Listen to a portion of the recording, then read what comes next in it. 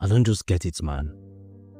No messages, no calls, no opportunities. It just seems like the universe has gone mute on me.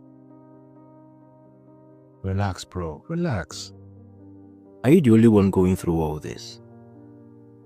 Listen, sometimes life goes silent so that it can edit your story. Edit? What kind of editing takes this long?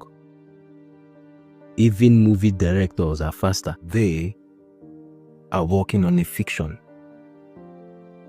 Life is working on your reality. Those are two different things.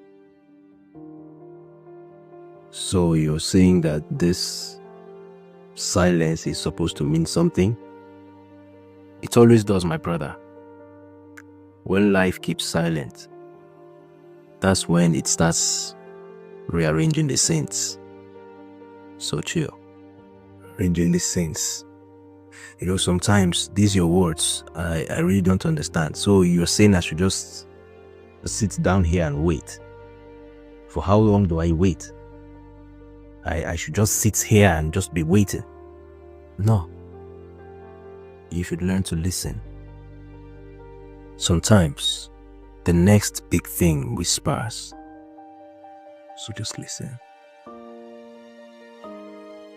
You know, these your words have a way of just getting into people.